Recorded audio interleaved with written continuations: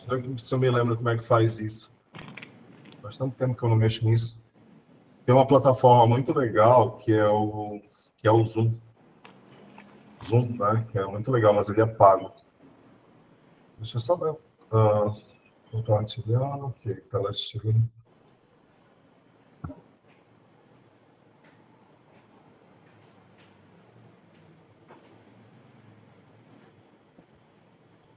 Tela cheia, ok. Compartilhar. Então, vocês conseguem ver essa aula aí? Sim. Tá, vamos lá.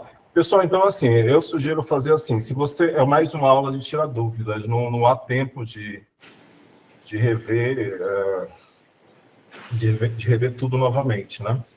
Acabou meu café. Não há tempo de rever tudo novamente. Então, assim, eu sugiro começar pelo primeiro, e a gente dá sequência aí, dá sequência aos outros assuntos. Tá? Eu pedi para o Rafa, infelizmente só ele que estava com vocês ontem, eu pedi a ajuda de todos os monitores, mas só apareceu ele, né?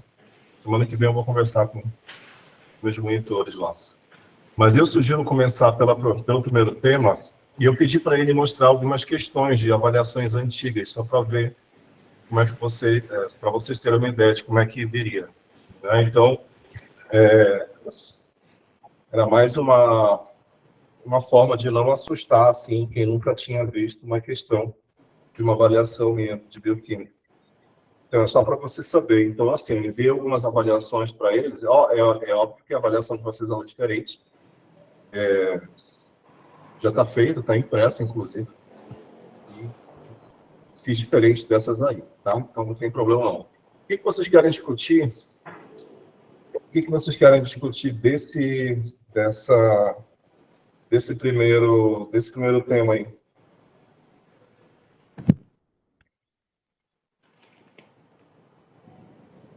Professor, o senhor vai cobrar da gente sobre... Oi? O senhor vai cobrar sobre acidemia, alcidemia, acidose metabólica, essas coisas? Então, ele tem ele é um assunto da primeira prática, né?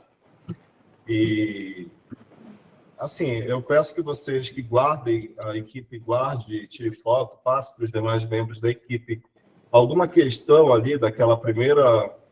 Vai ter uma questão da aula prática número 1, né? Então, eu devolvi para vocês o relatório. Alguma questão ali daquele relatório da primeira aula prática, vai constar. Então, assim, pode constar alguma coisa, mas é bem básico, de acidemia, alcalemia, de mapa de risco, de biossegurança, né, de classificação de risco, mas não precisa ler todo o material, é só você estudar pelo relatório da aula prática. Aquilo já basta. Então, se você ler aquele relatório, aquelas questões lá que estão lá, tá tudo ok, tá bom? Bom, vamos lá. Alguma dúvida em relação a esse primeiro tema aqui?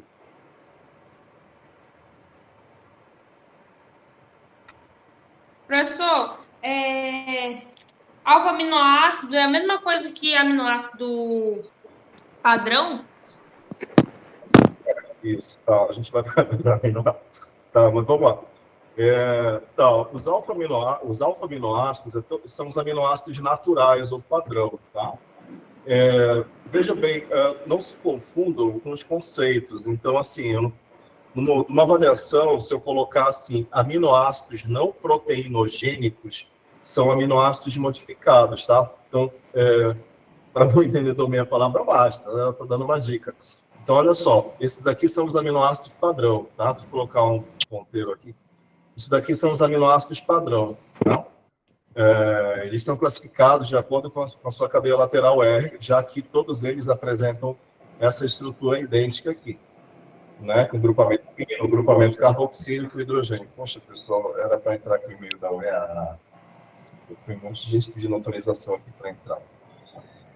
Tá. Então, olha só. Esses daqui são os aminoácidos. Eu tenho um aviso lá, pessoal, não quero ficar doido. Eu tenho pessoal para entrar com o e-mail da UEA, avise os colegas no grupo, por favor, porque aí não precisa autorização, você entra direto. Vamos lá. Os aminoácidos, porque está tendo um monte de autorização aqui para mim. E quando você entra com o e-mail da UEA, entra direto, não precisa. Tá, vamos lá. Então, ó, isso daqui são os aminoácidos padrão, correto? Que vai diferenciar hoje. É a cadeia lateral R. Que são aqui, inclusive, é um item de classificação, em apolares ou hidrofóbicos e polares ou hidrofílicos, né? Tá.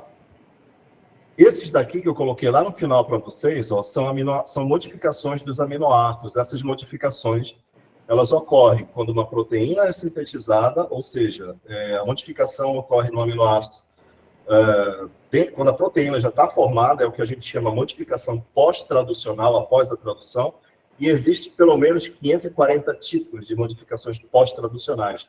Isso daqui é apenas alguns que eu coloquei, não precisa, né, decorar isso daqui não, até porque são mais de 400 modificações conhecidas. E existem as modificações nos aminoácidos livres, ok? Se eu fosse vocês, eu dava uma olhadinha nisso daqui, tá? Só para, não precisa saber função, é só para saber, né, pelo menos saber alguns deles aqui, tá? Então, assim, eles são classificados também com a seguinte denominação: aminoácidos não proteinogênicos. Assim, esses daqui, ó, esses últimos aqui. Aminoácidos não proteinogênicos, que são aminoácidos modificados e que têm alguma função, né, fisiológica para o organismo, entendeu? Esses daqui são chamados também de aminoácidos não proteinogênicos, ok? Mas sim, respondendo a sua pergunta, a questão os alfa-aminoácidos são os aminoácidos padrão, e esses daqui são aminoácidos modificados. Temos a modificação pós-traducional e a modificação livre, que são os aminoácidos não proteinogênicos porque não entram na constituição de uma proteína. Tá? Result. Alguma outra questão ainda em relação ao primeiro tema? Pessoal, ó, tudo que eu acho interessante daqui, óbvio, pessoal, tudo é interessante, mas a questão de solubilidade, tá? Aquilo que a gente discutiu, soluções hidrofílicas, hidrofóbicas, a questão do pH, né? Mas basicamente a questão de tampão, ela faz referência, né, sobre o modo de funcionamento de um tampão e a questão do pK, tá? Não esqueçam o que são pares conjugados, não esqueçam como o tampão funciona a partir daqui, tá? E não esqueçam a questão do pK, né? O pK, né, é um logaritmo da constante de ionização de um ácido de uma base, que, óbvio, se ioniza reversivelmente. Mas não esqueçam da função do pK, tá? Muita coisa que você vai entender do pK, ele está baseado nesse esqueminha que eu coloquei para vocês aqui, tá? Se vocês entenderem esse esqueminha, vocês conseguem resolver qualquer questão. Outra dica, não tenham medo de um nome químico feio, horroroso, grande, gigantesco ali, porque é o nome da molécula, né? Qualquer questão envolvendo tampão, né, coeficiente de ionização, coeficiente de ionização de fármaco, que envolve absorção, ele sempre vai estar relacionado ao pK. Então, foque primeiramente no pK e no pH do meio, só isso. Né? O resto da questão é enrolação, é irrelevante, é alguma informação a mais, mas não interessa tanto. Tá? Professor, ainda sobre essa questão de pH e pK, eu vi uma questão que ele apareceu PKB. E aí, quando eu fui resolver, ficou meio abstrato para eu relacionar as duas coisas usando o pH. Aí eu acabei trocando pelo pOH. Deu certo, mas apesar de dar certo, é válido ou não essa troca, assim, para questão de análise? Não, de análise, pOH é outra coisa. Mas, assim, se você chegou à mesma conclusão, assim... tudo bem, você marcando lá e acertando, ok, mas o pensamento envolve pK. pK está relacionado à ionização de um grupo ionizável. pOH é uma escala logarítmica. Assim, está relacionado? Tá. Mas em relação às faixas do pK da molécula que está solubilizada numa solução aquosa e do pH do ambiente onde essa molécula, com esse grupo ionizável, se encontra. Foi aquilo que vocês discutiram, né, depois da terça-feira, não foi isso? Ó, tem umas questões aqui, eu não sei, você se lembra da questão aí? Ou é do exercício? Deixa eu ver aqui se eu acho a questão. Tem os questionários, né?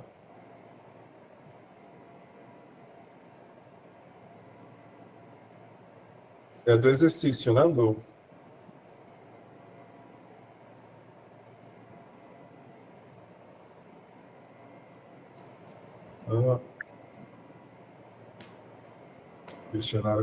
Questionário. Achei, professor. Dos questionários eu não tive dúvida, mas era uma que ele falava Qual é? de uma prova antiga, na De uma verdade. prova antiga? Porque a dos questionários eu não tive dúvida, que ele usava o PKB dessa base. Você lê a questão aí para mim, por favor? Só um instante. Ou menciona o número da questão. Não sei se vocês tiraram foto.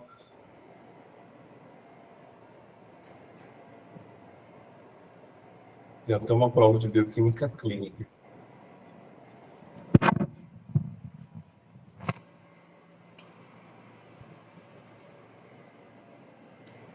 As últimas questões, né?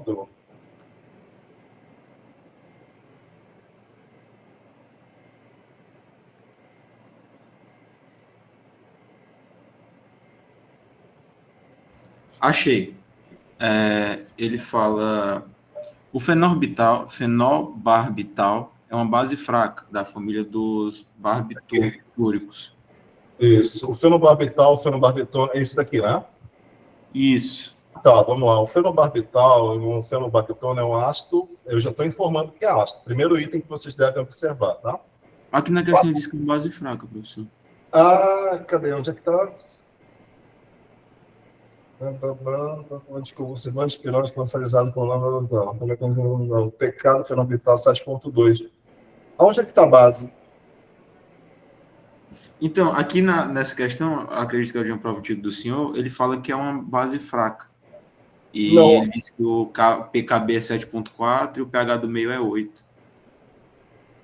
Será que é outra avaliação? Deixa eu ver aqui. Tá bom. Talvez seja uma prova bem antiga com erro que eu corrigi depois, esqueci de mudar aqui. Esse aqui, né? O fenobarbital é uma base fraca. Não, ele não...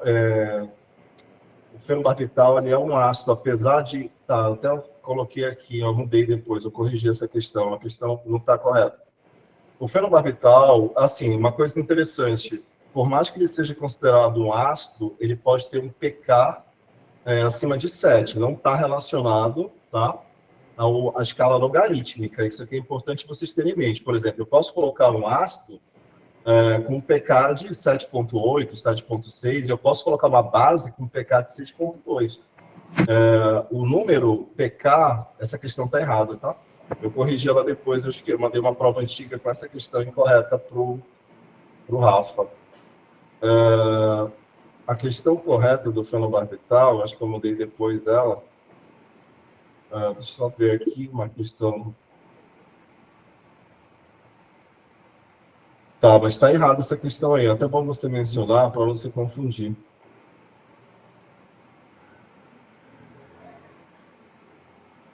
Onde é que estava essa avaliação ainda? Tá, deve ser essa. Algumas são só questões soltas mesmo. Não sei onde é que estava ela. Tá aqui, ó. Vamos lá. Essa é a questão certa do fenobarbital. Eu tinha errado nessa questão. Tá aqui, o fenobarbital ele é um ácido. Tá aqui o nome dele, ó. Ácido etofenilbarbitúrico. Ele é barbitúrico, é uma classe sedativa hipnótica, tá? Então, aqui, ó, já estou informando que é um ácido, já deixo em caixa alta. Na avaliação de vocês, tem algumas questões que elas ficam em caixa alta, aquilo não está lá propositalmente. Quer dizer, está propositalmente, mas é para chamar mais atenção ainda, tá? Então, olha só, ele é um ácido, tá aqui o nome dele, ácido, é um barbitúrico, né? É da classe sedativo hipnótico. Tá, blá, blá, blá, tá aqui sedativo hipnótico, sedativo, blá, blá, blá, blá, blá, isso aqui não interessa. é também conhecido como Gardenal. Tá, o pK dele é 7,2 e não 7,4. Então, olha só, baseado no pK de 7,2, o fenobarbital, no texto acima, explica por que essa dose de medicamento, quando administrada, é absorvida no estômago. Né? Ele é um ácido, se ele é um ácido, ele tem um grupo carboxílico. Aí eu volto para cá, para aquela escalinha que eu coloquei para vocês. Deixa eu ver só se eu acho ela, que eu não estou mais achando aqui. Não estou mais achando, tá? Tá, mas você lembra daquela escalinha lá que vocês têm no e-mail de vocês? O pH, desculpa, o pH do estômago, né, é bem ácido, e o pK dele ele tá no ambiente onde o pH é menor, né, que o pK. Então, isso favorece a forma não ionizada dele. Então, ele é predominantemente absorvido no estômago. Ele já está explicando aqui, já está afirmando isso. Então, ele só está pedindo para você explicar. Essa informação eu já estou dando. Então, ele pede para você explicar. A explicação é que, praticamente com muita certeza, 100% da molécula está numa forma não ionizada. Desde que ela seja uma molécula pequena, ela pode ser absorvida pela mucosa gástrica, apesar da mucosa gástrica não ser um ambiente, um local propício de absorção, mas isso pode ocorrer por aquele processo de transitose. Então, olha só, quando você tem... Deixa eu só ver aqui, mostrar aquela escalinha que eu inclusive, deixei para vocês no Classroom, né? Eu deixei para vocês no Classroom. Opa, isso aqui é uma imagem, tá? Esquema de ionização, tá aqui, ó. Isso daqui, tá? Então, olha só, isso aqui é um esquema. Se você tem estou afirmando que ele é um ácido. Quando eu falo que ele é um ácido, você tem que imaginar esse grupamento carboxílico. E aí, imagina o pK dele. O pK dele é de 7 ponto alguma coisa, deve estar por aqui. Se ele está no ambiente estomacal, onde o pH pode chegar a 1,5, 1,2, 1,3, então, olha só, ele estaria no ambiente com o pH por aqui, ó, bem aqui, ó. Então, isso favoreceria a forma não ionizada do ácido fenobarbital, que é um ácido.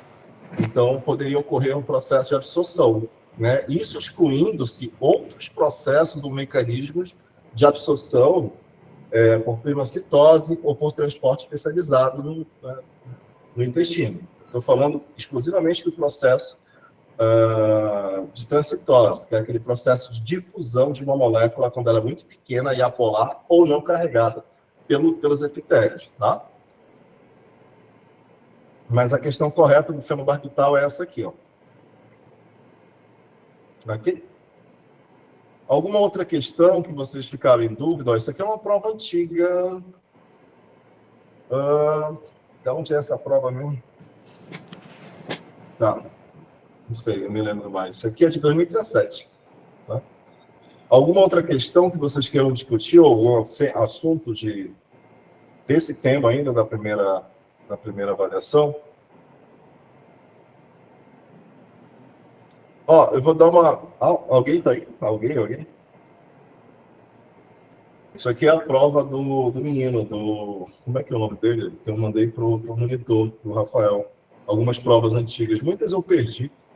Geralmente eu não fico guardando provas, assim, não, mas avaliações. Isso aqui foi, acho que eu consegui achar, havia enviado para o Moisés na época, depois enviei para o Rafael ontem. Tá. Alguma outra questão aí?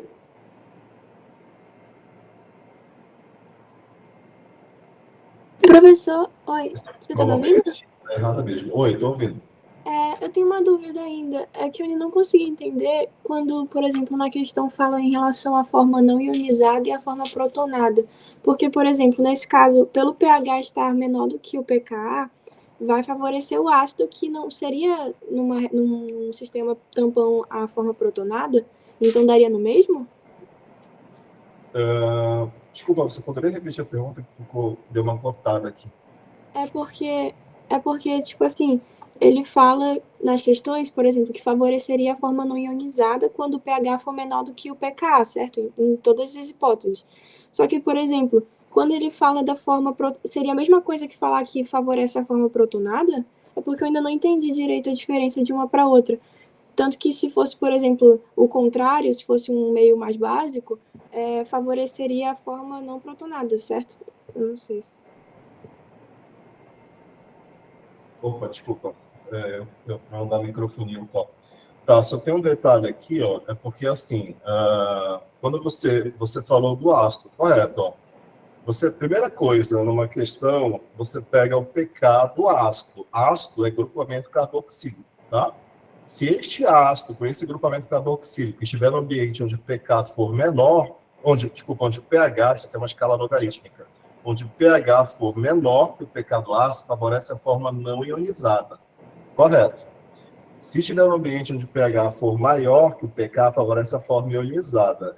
É aquilo que eu expliquei. Por isso que os grupamentos ionizáveis dos aminoácidos, eles são carregados no pH 7.2, que é um pH intracelular. Beleza. No caso da base, é o inverso, tá? Você analisa o pK da base, e aí se esta base, quando eu falo base, eu estou me referindo a grupamentos amino, tá? Não é hidroxila, aquela base do ensino médio, é a base, né, que é a base de todas as moléculas biológicas, é o grupamento amino. Então, quando eu me refiro à base, você analisa o pK da base. Primeira coisa, se o pK dela for, por exemplo, 8. Se ela estiver no ambiente onde o pH for numericamente menor que o pK da base, favorece a forma ionizada ou protonada. Protonada justamente porque o nitrogênio ele tem essa função, como ele é da família 5A, ele tem essa função de oferecer um par de elétrons com ligação covalente coordenada, antigamente chamada de dativa, né? Então, percebe que é o inverso do pensamento do ácido. Na base, quando o pH for menor que o pK, favorece a forma ionizada ou protonada. Quando for maior que o pK, favorece a forma não ionizada ou desprotonada. A gente usa esse termo protonado somente para base, justamente por essa peculiaridade do nitrogênio de de oferecer um par de ligação, um par de elétrons por ligação covalente coordenada, tá? Perfeito, prof. Muito obrigada. Tá. Pessoal, enfim, em relação a essas provas, tá? Em relação a essas provas, olha só. Só dar uma dica para vocês aqui. Geralmente, tá, pessoal? Geralmente, sempre tem uma questão mais ou menos parecida assim, ó, tá? Pessoal, geralmente, às vezes, quando eu quero, eu mudo somente o meio, enfim, tá? Sempre tem uma questão assim, de colocar o meio, todo meio de cultura é o meio onde cresce alguma coisa, que é ou o meio tamponado, que serve para conservação de biópsia, né, de tecidos. Sempre, todo ambiente tamponado, meio de cultura tamponado, meio de cultura é aquilo que favorece o crescimento de micro-organismos, vírus, bactérias, fungos. Geralmente, eu coloco uma questão muito parecida com isso aqui, tá? Eu mudo, obviamente, o meio, mudo os ácidos, mas atentem para isso. Percebam que nessas avaliações antigas, essa aqui é uma avaliação de 2017, tem muito tempo, percebe que, olha só, eu coloco caixa alta, negrito, tá? Para destacar, para chamar a atenção de você, e muita gente ainda vai errar. Mamãe faz isso em 30 segundos. Só o tempo dela ler a questão. Tá bom? Sempre tem uma dessa aqui, tá? De meio de cultura, tá? Em relação à inibição, ó, sempre um inibidor, eu coloco, por exemplo, coloquei no período passado, estava, né, período de pandemia, a gente ainda, não sei se a gente já saiu ainda, o Tamiflu, que foi muito usado, o Tamiflu é inibidor de uma enzima viral, eu discuto essas enzimas, então, assim, é mais ou menos assim que elas vêm, tá? Alguma outra questão? A gente pode migrar para aminoácido? Para aminoácido, eu acho que eu coloco só uma questão, pessoal. É mais para dizer que ele estava lá. Então. Aminoácidos é mais uma questão de... Eu acho que eu coloco uma questão somente na avaliação. A avaliação de vocês, ela tem 12 questões, tá? São 8 questões valendo 1 ponto e 4 questões valendo meio ponto. De escrever, professor, alguma? Ou não? Não. É objetiva, aquilo que está no plano. descrever se você for fazer segunda chamada. Né? Aí descrever, ó, isso aqui é uma avaliação antiga minha, olha como ela é. Isso aqui é uma avaliação de 2015. Tá? Olha só, era toda de perguntas e respostas. Hoje não, é uma avaliação totalmente objetiva. Ó, isso aqui é de 2018. Tá? Às vezes tem um desenhinho aí para animar. Eu coloco um gabarito aqui, você vai responder um gabarito. Você pode rabiscar a tua prova inteira, faça o que você quiser, até desenhar aí, mas você coloque de forma legível de caneta no gabarito. Isso vai contar. Tá? Tá. Olha, de aminoácido. Eu acho que tem só uma questão, pessoal, de aminoácido nessa avaliação de vocês. Eu acho, não estou lembrado. Eu fiz ela anteontem.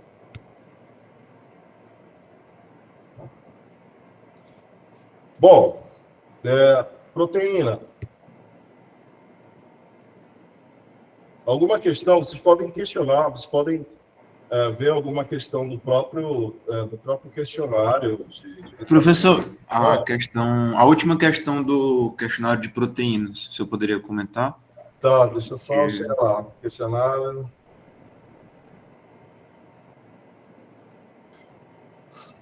Tá, isso é mais laboratorial. A 14 é que você fala de que forma a quantidade de sal de uma solução aquosa aumenta a solubilidade das proteínas? É isso? Não, tem um que ele tem uma questão de objetiva. Não, objetiva, mas isso é um questionário de vocês, eu não... Eu acho que eu devo... Só um instante, eu acho que eu devo ter confundido. Prova antiga? Não, é que é do estudo dirigido mesmo, professor. Só ver qual foi o estudo dirigido. Só se eu mudei, eu costumo não... Eu sou muito desorganizado nas minhas pastas. Eu costumo não colocar... Não tem um estudo dirigido. Professor? É de um estudo dirigido, professor. Questão 15, sobre PCR. Sobre a PCR. Eu vou... sobre a PCR? Ah, tá, porque eu coloquei uma questão extra, né?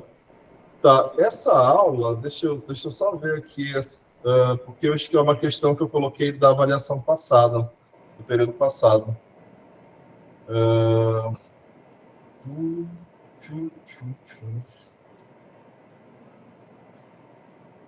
2021, né? Tá, deixa eu só ver aqui uma questão.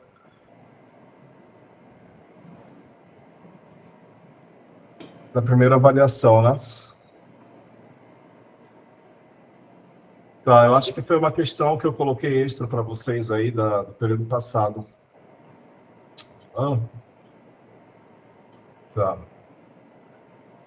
PCR, propanolol. Essa aqui é a avaliação do período passado, que eu ainda tenho guardado, milagrosamente. Deixa eu ver aqui da PCR.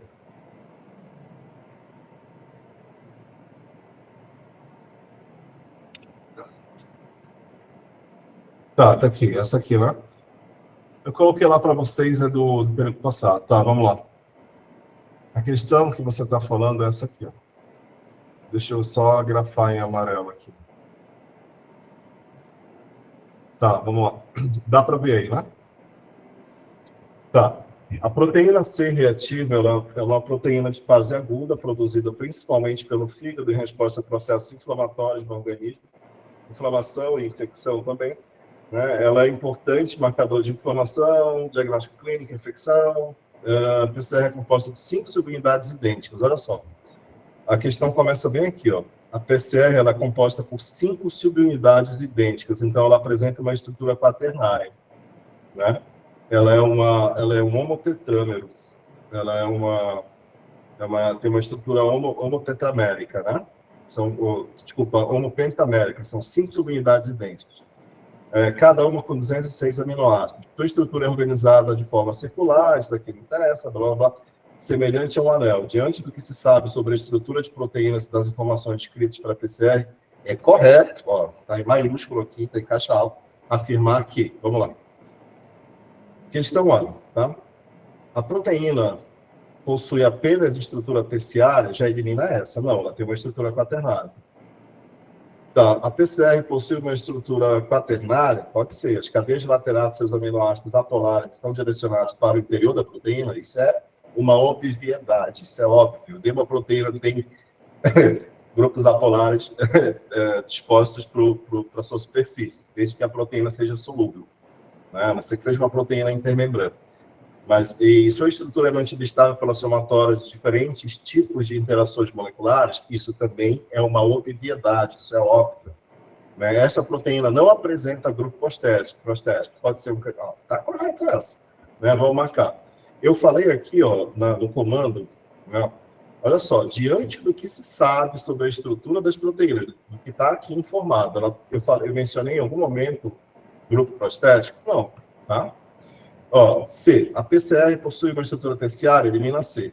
A PCR possui uma estrutura quaternária, cadeia lateral de seus aminoácidos apolares, direcionada para o interior da proteína, Esta proteína apresenta grupo prostético? Não, eu não falei sobre grupo prostético. Né? Então, elimina D. E aqui, quaternária, grupos apolares direcionados para o exterior, isso é impossível, isso é termodinamicamente impossível, então já elimina essa. A resposta correta é a letra B. Tá bom? É essa PCR, né, que você mencionou, né? Exatamente. Essa do grupo apolar para o exterior é só intermembrana, né? Na verdade, é assim, uma proteína intermembranas, ela tem seus grupos apolares. Se você analisar a proteína na membrana, ela está voltada para a superfície da membrana, mas porque ela tem que se ancorar na membrana. Então, quando eu falo PCR, eu falei, proteína é uma proteína, né, de fase aguda, produzida no fígado, é uma proteína solúvel, tá? Então, é uma proteína sérica. Inclusive, ela tem sido, para quem vai interpretar isso aqui, a PCR ela tem perdido muito espaço para uma outra proteína chamada procalcitonina. Pelo menos, a PCR ela pode servir tanto para inflamação quanto para infecção, inclusive em sepse, né, em UTI, em pacientes internados, ela é um indicativo. Fez muito sucesso aí na pandemia, né, a PCR estava normal, né, o pessoal que estava com Covid era 3 mil, 7 mil, 4 mil, estava muito alto, mas ela tem perdido espaço para uma proteína chamada, não é proteína, ela é um peptídeo, não é nem considerado proteína, chamado procalcitonina. Tá? A procalcitonina ela tem substituído e ganhando espaço no lugar da cada. Nem sabia química clínica. A gente tem dosado muito lá no laboratório de trabalho. Já que você aproveitou esse gancho, deixa eu só mostrar para vocês uma questão aqui, ó, que é um pouco diferente dessa, mas está relacionado. Que são outras proteínas que eu coloco. Por exemplo, é assim que ela vem, ó. Lactase permease, né? Tem muitas proteínas. Deixa eu pegar uma antiga aqui. Não sabia química clínica. Deixa eu pegar uma antiga aqui. A hemoglobina está manjado.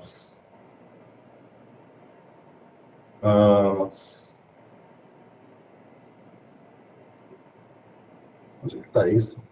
Tá, vamos lá, não, isso aqui é subjetivo. Por exemplo, eu vou colocar um exemplo de outras proteínas para vocês. Tá aqui, ó, vamos lá. Isso aqui é uma outra proteína, ó. A ceruloplasmina humana é uma glicoproteína. Tá errado. Tira o S. Uma glicoproteína envolvida no transporte do cobre no plasma. Ela é formada por uma única cadeia peptídica, ou seja, ela tem uma estrutura terciária. Já coloca essa informação aqui. Contendo blá blá blá, resíduo de aminoácido, tá, ok. Estima-se que 7 a 8% de seu peso seja formado por carboidrato. O que é o carboidrato aqui nela?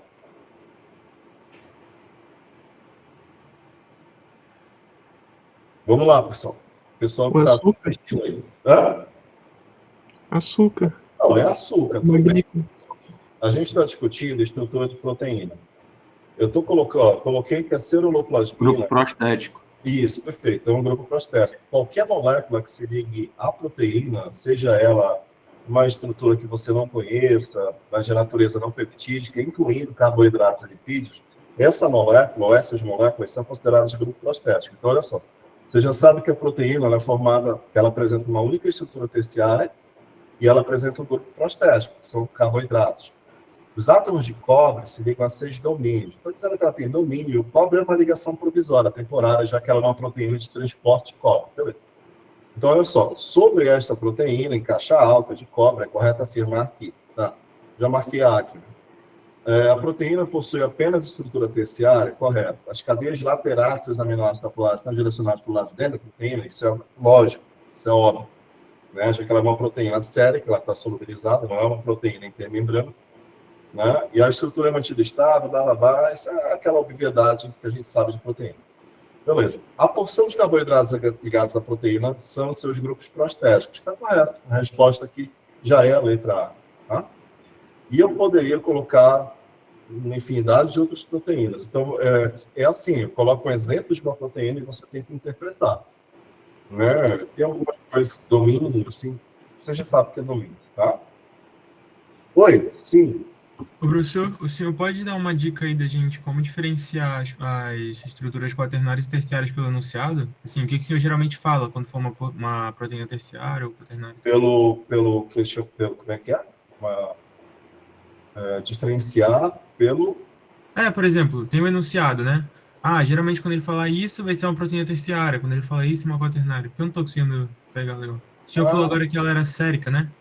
Tá, não, assim, para isso você tem que, talvez você esteja com uma deficiência no entendimento do que seja uma estrutura quaternária ou terciária. Aí, assim, deixa eu só... Tá, vamos lá. Essa aqui é da ceruloplasmina. Né? Olha só, a ceruloplasmina é uma glicoproteína envolvida no transporte de cobre, blá, blá, blá. Tá. Ela é formada por uma única cadeia peptídica. Quando você tem uma única cadeia peptídica, o que é a cadeia peptídica? É a sequência primária de uma proteína. Isso é níveis de organização de uma proteína. Aí você tem que ir lá no slide, lá no livro, e ver o que é isso. É a sequência de aminoácidos. E aí essa sequência de aminoácidos, o que vai ocorrer nela depois? Ela vai formar estruturas secundárias, que são estruturas sem formas, ou a alfa-hélice e a folha beta. Beleza. Depois dessas estruturas formadas, a proteína se dobra. Ela tem uma estrutura terciária, ela tem uma forma final, né? Uma conformação final.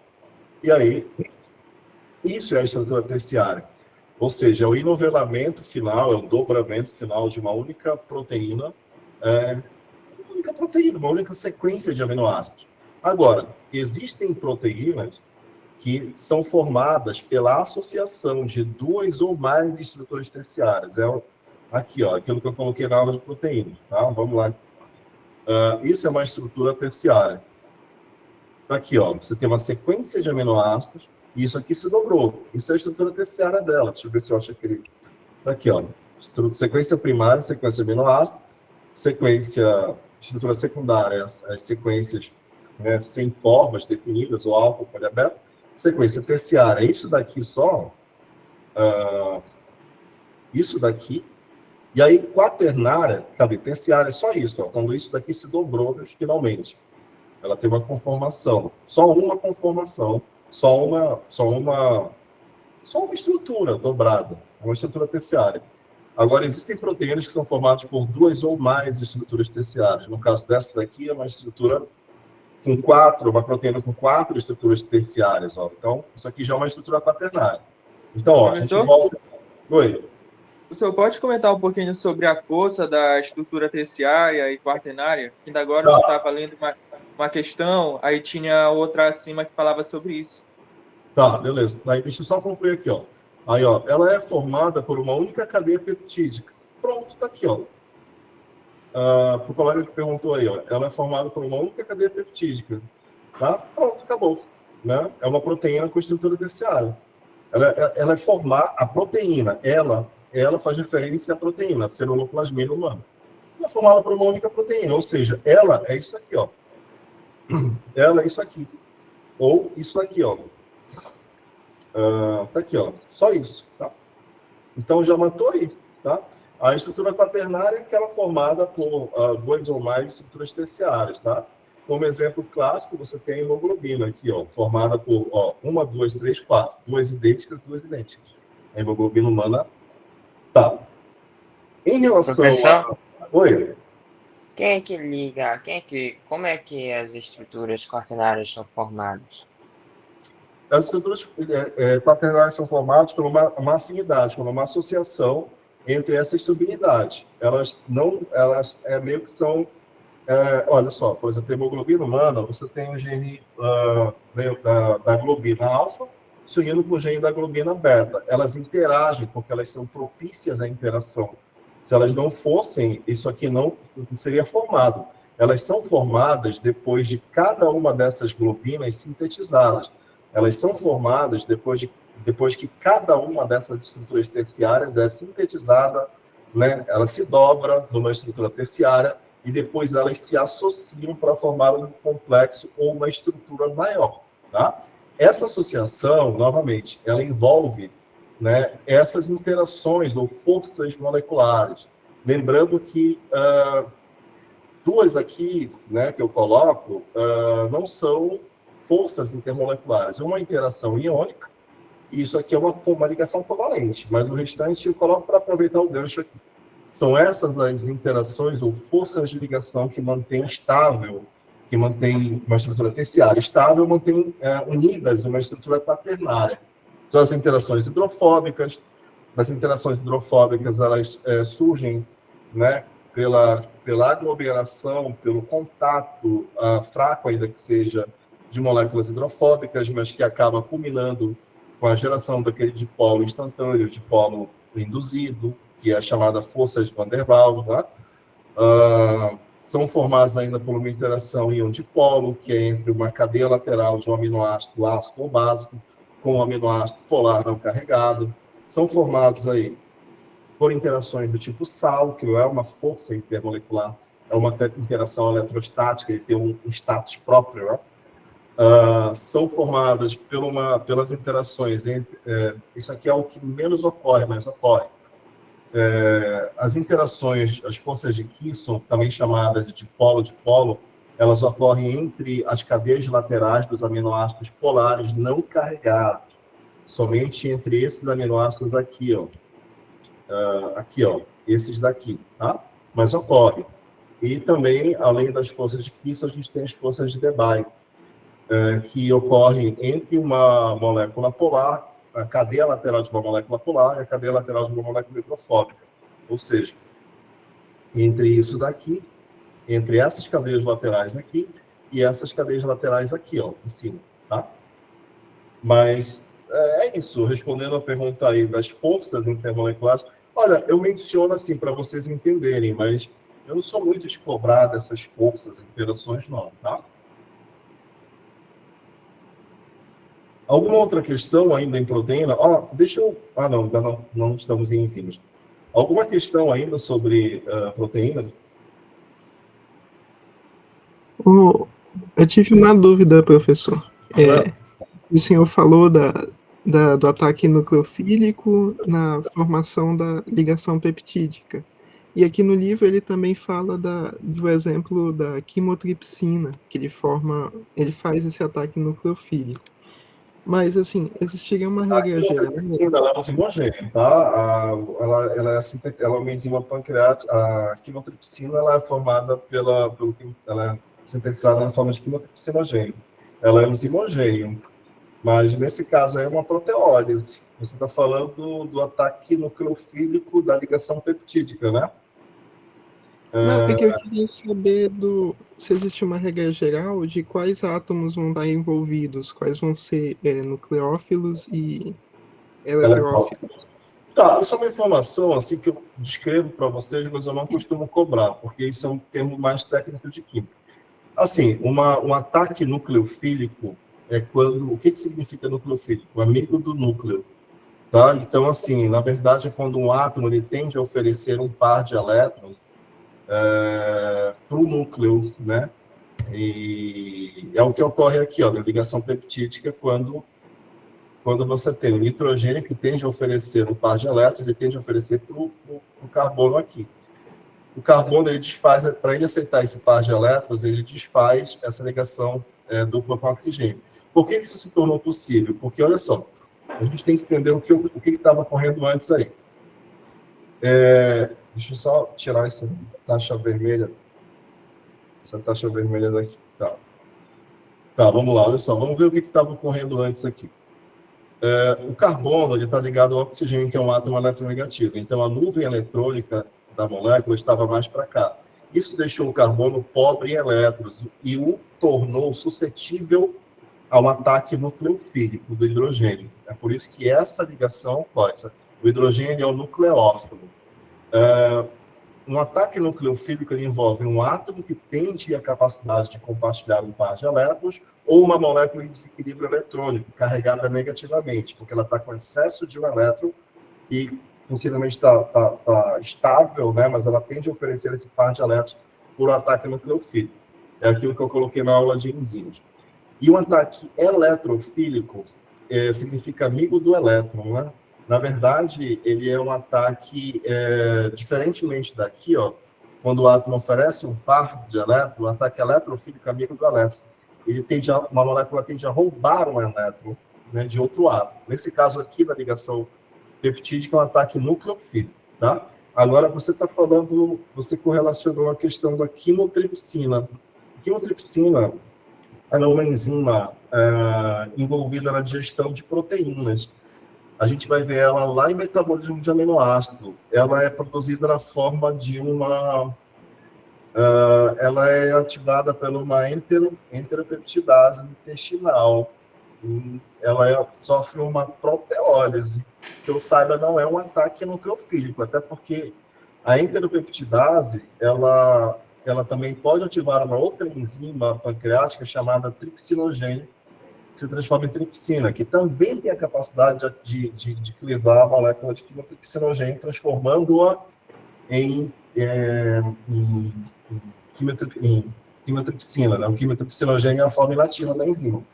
Que eu saiba, a conversão da quimotripsinogênio não está relacionada ao ataque nucleofílico ou eletrofílico. Mas foi isso que você leu ou não? Eu desconheço esse daí. Ele só mostra, não é a ativação da quimotripsina, mas é que ela para fazer a quebra, ela realiza um ataque nucleofílico. Tá. Esse é um mecanismo de reação posterior, né? Tá, eu vou mostrar para vocês que não está relacionado a essa avaliação, mas eu vou mostrar aqui. Vamos para metabolismo de aminoácido, tá? Vamos lá. Tá, esse é um tema gigantesco, tá? Não se assustem não. Tá, vamos lá. Tá, você tá aqui, ó, quimotripsina. A quimotripsina, cadê? A quimotripsina, ela é sintetizada na forma de quimotripsinogênio. Ela é ativada tanto pela tripsina, que se ativa pela enteropeptidase, como pela própria enteropeptidase. É um mecanismo de proteólise. Agora, se essa proteólise ela se desencadeia com ataque nucleofílico posterior, que favorece a clivagem da molécula, aí são outros detalhes.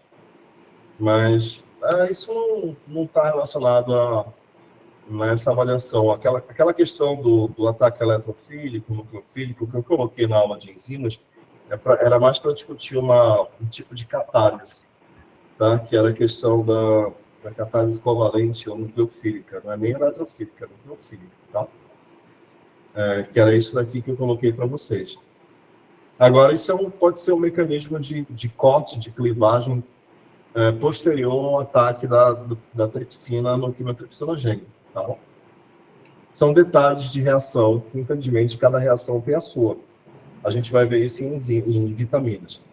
Cada reação é um mundo de coisa, é um detalhe a mais, é um detalhe. Quando o cara descobre os mecanismos de uma reação, né, geralmente ele ganha um emprego, né? São outras coisas, né? Que não vale a pena focar muito aqui. Tá. Em relação a proteínas, mais alguma coisa?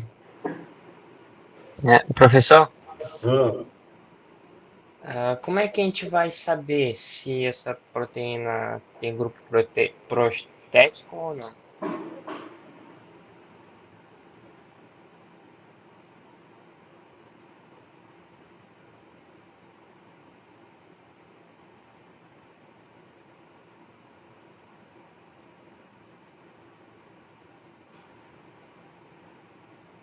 Professor, o senhor está com o microfone desligado.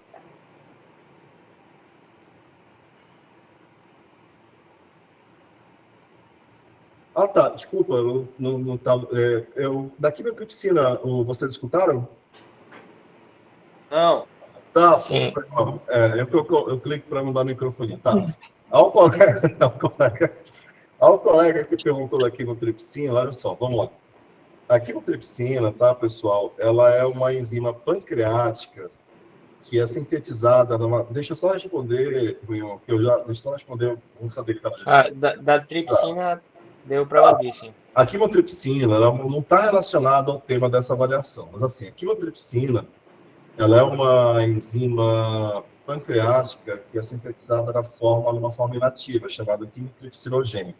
Ela é ativada pela tripsina, que é uma outra enzima pancreática que também é secretada na forma de tripsinogênio e é ativada por uma enzima intestinal chamada enteroquinase. O que eu havia falado ainda há pouco, estava desligado o microfone, é que assim, o colega perguntou se que envolvia um ataque nucleofílico. Pois bem, né, são mecanismos da reação, né? A proteólise, o mecanismo da proteólise, da tripsina, é aquilo que eu coloquei aqui. Deixa eu ver se ainda está aberto aqui. Acho que está no metabolismo de aminoácidos. Tá, vamos lá. Ó, ele estava falando de quimiotripsina. A quimiotripsina, ela é sintetizada de uma forma inativa. Está aqui, o quimiotripsinogênio. Ok. Quem ativa o quimiotripsinogênio? A tripsina é uma na verdade, é um evento de proteólise, né, catalisado por uma enzima intestinal chamada tripsina. A tripsina, por sua vez, ela é ativada por uma enteropeptidase, que é uma enzima não pancreática, é uma enzima intestinal. Beleza. O colega perguntou que envolvia um ataque eletrofílico ou nucleofílico, né? Essa proteólise, ela pode envolver um ataque eletrofílico ou nucleofílico da tripsina. Isso são mecanismos da reação. Cada reação química tem seus detalhes, tem suas peculiaridades, e geralmente quem descobre todo o mecanismo de uma reação química ganha algum prêmio, né? Porque são detalhes. O processo usou de um processo de proteólise envolver o ataque eletrofílico no nucleofílico, né? Faz parte, mas quebrou a ligação peptídica, entendeu? É isso que eu quero dizer. É um mecanismo para um fim, que é a ativação da enzima, né? Então, assim, esse ataque nucleofílico ou eletrofílico, né, fez com que um átomo recebesse um par de elétrons e fizesse uma ligação peptídica. E ela foi quebrada. E é por isso que, geralmente, a região aminoterminal da proenzima se transformou numa enzima ativa. Então, é um mecanismo da reação. Só isso. Não tem segredo aí, tá bom? Tá. Em relação a... Qual é a tua pergunta, Rui, meu? Era da questão do... O grupo prostético, sim. Como é que a gente vai saber se ele está presente ou não? É isso que eu havia falado. Então, vamos lá. Olha só. Está tudo na explicação, olha só, no comando. A ceruloplasmina é uma proteína, blá, blá, blá, de transporte de cola. Era uma informação, né, mínima aqui, que não faz diferença nenhuma. Tá? Ela é formada por uma única cadeia peptídica. Pronto. Com isso daqui, você já mata que ela tem uma estrutura terciária. Aí, olha só, ponto. Estima-se que 7 a 8% do seu peso seja formado por carboidrato. Ou seja, bem aqui, ó, eu coloquei, a ceruloplasmina, ela é uma glicoproteína, ou seja, ela é uma proteína ligada a açúcares. E bem aqui, ó, eu estou complementando essa informação. 7, 8% do seu peso seja em decorrência de carboidratos ligados a ela, a ceruloplasmina. Logo, os carboidratos são um grupo prostético da proteína. Tá? Grupo prostético é aquilo que eu coloquei para vocês. Cadê? Vamos lá, aula de proteína. Grupo prostético é aquilo que eu coloquei para vocês. Tá ligado o microfone? É qualquer molécula de natureza não peptídica ligada a uma proteína. Nesse caso aqui, é uma estrutura tetrapirrólica, que vocês conhecem como grupo M, eu conheço como uma porfirina. Mas qualquer outra molécula ligada ao corpo da proteína, seja um lipídio, seja um carboidrato, ligada mesmo, permanentemente, fazendo parte da estrutura da proteína, ela é considerada um grupo prostético. Agora, um íon, por exemplo, celuloplasmina, ela transporta cobre. Não, cobre ele vai ser transportado por algum domínio da proteína, é uma ligação provisória temporária, não é grupo prostético. Até porque ele é um íon, né? Não é, mas qualquer molécula ligada à proteína, fazendo parte da estrutura da proteína, ela é um grupo prostético. E aqui eu coloco, ó, eu já estou afirmando bem aqui que ela é uma glicoproteína. E bem aqui eu só estou complementando que 7, 8% dela, da celuloplasmina, da proteína, ela é formada por carboidrato, tá? Então é aqui que você mata tudinho, tá? Isso daqui, ó, átomo de cobre, se liga a 6 domínios, a única informação que você tem aqui é que ela tem 6 domínios, só isso, né? Que servem de ligação a cobre, né? Domínio é aquela região compactada da proteína. Vai se ligar, vai catalisar alguma coisa, se for uma enzima e blá, blá, blá. Tá? Só isso. Só apenas isso. Tá ligado aí o microfone, né? Tá. Sim. Tem outra questão com, tipo essa? Como? O senhor poderia mostrar outra questão? Eu não sei, assim, eu geralmente... Eu te falei assim, eu não sou muito de guardar a prova, eu faço depois ficar perdido no limbo aí. Tá, nessa daqui tem uma questão errada, tem umas questões erradas, depois eu conserto, mas eu não atualizo. Isso daqui são rascunhos de provas antigas e algumas provas antigas. As provas são as que estão marcadas aqui em amarelo. Deixa eu só ver aqui. Não quer dizer que eu já mudei a prova de vocês, tá? Para mim deixar vocês verem isso, eu tive que fazer uma prova do zero, mudei tudo. Tá? Isso aqui é quando a prova era 80% discursiva e objetiva e 20% discursiva. Nessas avaliações que eu consegui achar, não tem mais. Tem a lactose permease, mas ela tem uma questão errada. Peraí, deixa eu ver aqui, né? Tem uma questão do Classroom. Não. Tá aqui, ó. Tá, vamos colocar como um exemplo mais batido, a hemoglobina. A hemoglobina humana adulta, ela é formada, tá, por duas, a gente chama hemoglobina A1, tá? A gente tem 7 hemoglobinas desde o processo de formação do embrião até a fase adulta. Né? E bioquímica clínica poderia explicar melhor isso para vocês, há muitos detalhes disso. Isso aqui é o que a gente chama de hemoglobina adulta. Ela é formada por 2 cadeias de globinas alfa, né, e 2 cadeias de globina beta. As cadeias alfa são idênticas, as cadeias beta são idênticas. Aqui, ó, você já mata que ela tem uma estrutura quaternária. Ela é formada por 4 ciclos terciários, beleza? Mas, comumente, corresponde a 95% da hemoglobina, a proteína é formada por 2 subunidades idênticas alfa, 2 subunidades idênticas beta, eu complemento isso. Tá aqui, ó, bem aqui você já percebe que ela é formada por uma estrutura quaternária. Cada subunidade apresenta um grupo M. Cada uma dessas subunidades apresenta um grupo M. Tá aqui, ó, o grupo M é o grupo prostético da proteína. Pronto, matou aqui. Ela tem uma estrutura quaternária, ela tem grupo prostético. O resto é a perfumaria. Então, tá aqui. Prof. Só. Simples, ó. Aí, ó. A estrutura proteica possui ela, né? Sobre é correto afirmar, sobre a hemoglobina é correto afirmar, sobre a informação que eu coloco para vocês no comando. Possui uma estrutura quaternária, cadeias laterais, aquela obviedade, está aqui, ó, os grupos prostéticos da hemoglobina. Grupo M, né? São, assim, a hemoglobina é uma estrutura glicosilada também. Tanto quanto os carboidratos, eles podem se ligar a carboidratos. São considerados os grupos prostéticos. Beleza, tá aí. Eu esqueci de colocar essa informação aqui, mas eu não fiz isso na avaliação de vocês não, tá? Sim. Tá, isso. Tá completo. Então, eu não vi o erro, mas... Tá me ouvindo? Tá me ouvindo? a gente só vê erro na hora da prova, mas geralmente eu não fiz a prova de vocês de madrugada, então possivelmente ela não tem erro. Quando eu faço a avaliação de madrugada, ela vai cheia de erro. Aí vocês vão percebendo, eu tenho que anular as questões. E, prof, para romper essa estrutura quaternária, porque a desnaturação só é na secundária e terciária, né? Não. Denaturação está relacionada à perda da conformação de uma proteína no modo geral.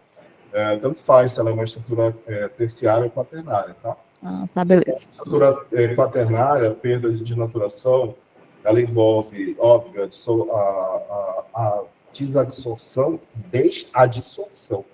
Cadê? Estrutura quaternária. Ela envolve a desadsorção de uma proteína quanto à perda da sua conformação terciária, das conformações terciárias que a formam, tá? Ó, isso aqui é uma enzima heptoepitamérica, 7 estruturas terciárias diferentes. Né? Ok? Enzimas. Alguma coisa de enzimas?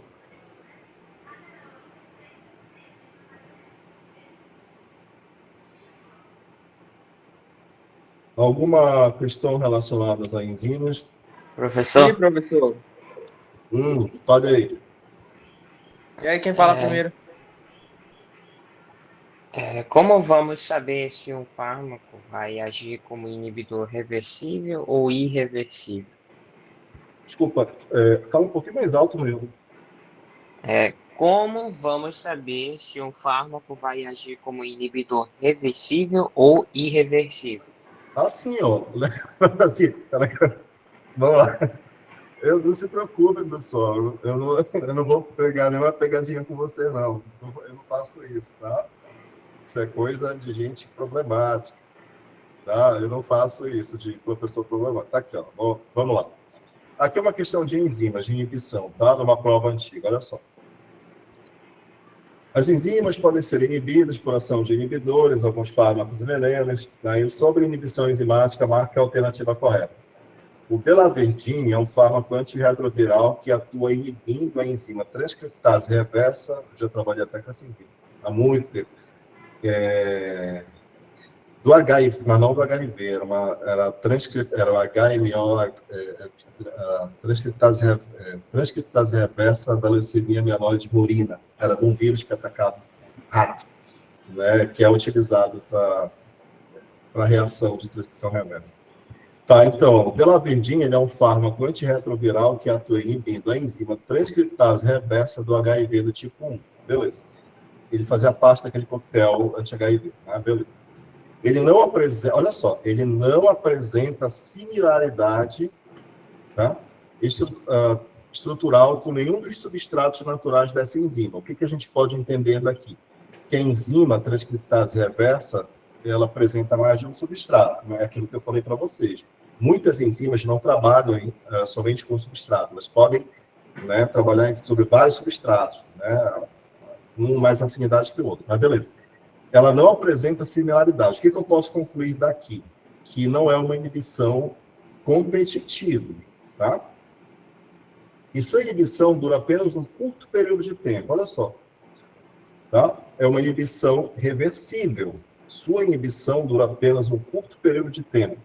É uma inibição reversível do tipo não competitivo. Pronto.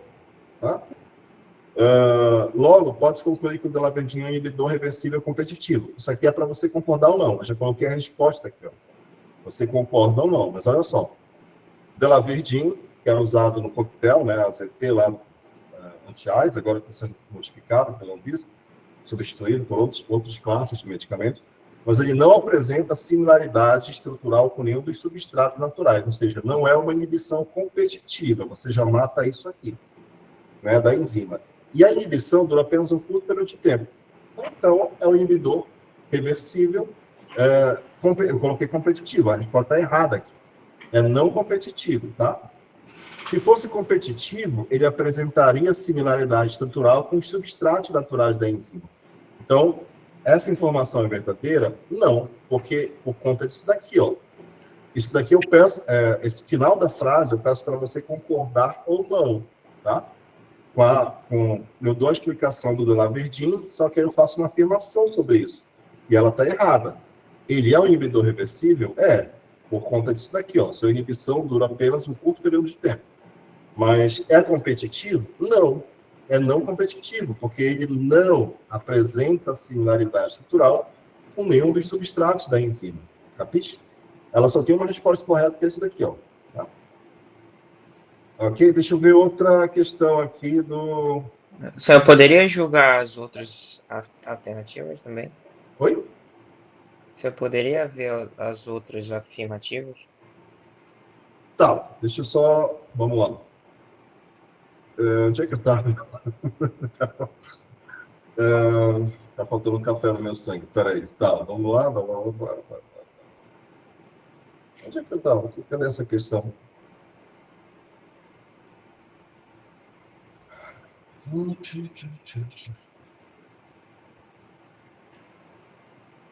Essa é a prova do período passado, né?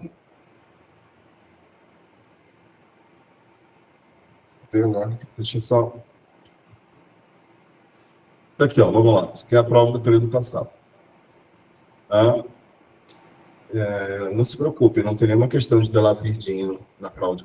Ó, vamos lá. O Delaverdin é um fármaco antirretroviral que atua inibindo a enzima transcriptase reversa da HIV1. Ele não apresenta similaridade estrutural, nem substrato, e dura um certo período de tempo.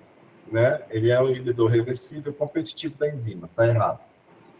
As estatinas são uma classe de fármacos que competem com o substrato natural da enzima hidroximetilglutaril com a enzima A redutase, uma das enzimas envolvidas na produção do colesterol em humanos. Enquanto a estatina fica ligada à enzima a redutase, essa enzima não pode se ligar ao seu substrato. Ou seja, o que eu posso concluir daqui, ó, que é uma inibição reversível.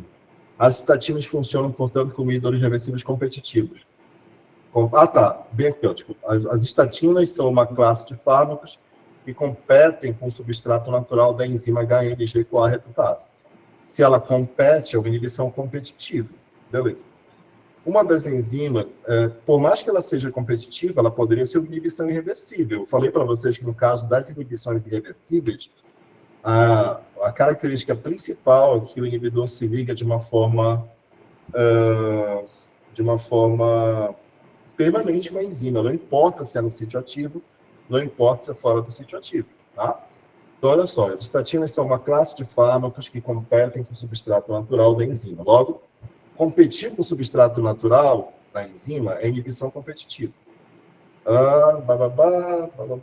Fica ligada...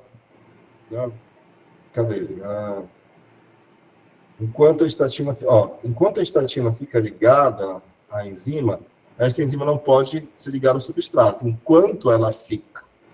Tá? Então, isso denota o quê? Uma ligação reversível. Então, uma inibição reversível competitiva. Questão 2 está certa. Tá? Tá correto.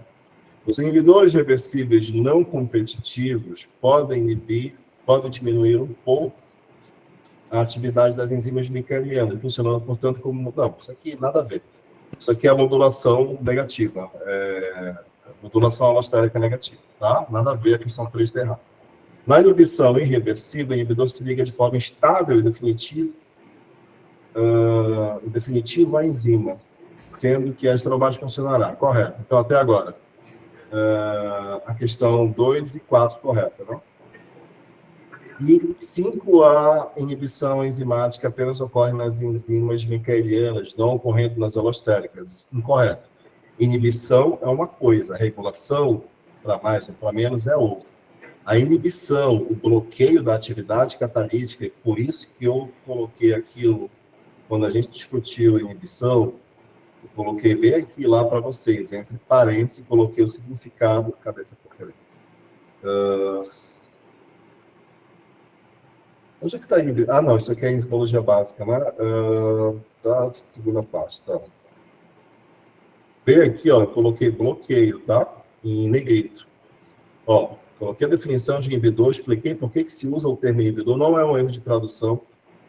Coloquei aquela questão da concentração, trabalha com concentração molar e não com unidade enzimática. Mas para facilitar o entendimento, a gente consideraria inibição na questão unidade enzimática. E, de fato, em relação a uma enzima, há um bloqueio, né, da enzima, enquanto durar essa inibição. Então, a inibição é uma coisa, regulação é outra. Então, olha só, a inibição ela ocorre tanto em enzimas becquerelianas quanto em enzimas alostéricas. Tá? E a regulação é que só ocorre em enzimas alostéricas. Então, aqui a questão, qual era mesmo? Questão 2 e 4, né? Tá aqui, ó, letra B, 2 e 4. Tá? E professor? Inibição e inclusão, tem alguma diferença? Inclusão, mas eu não falei com vocês de inclusão, não. Regulação, prof. Regulação? Regulação? Sim. Tem, e muita.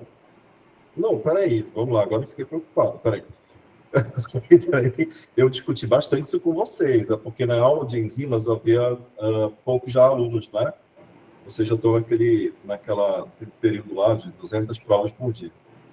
Tá, regulação é aquilo que ocorre somente em enzimas alostéricas. Elas não ocorrem em enzimas becquerelianas. E aí, nas enzimas alostéricas, regulação, modulação, tanto faz, tá? No caso, é quando a enzima ela tem sua atividade catalítica aumentada ou diminuída. Tá? Por exemplo, aquilo que eu coloquei no quadro lá para vocês. Imagina que, hipoteticamente, uma enzima ela produz 10 substratos, ela produz 10 produtos por segundo.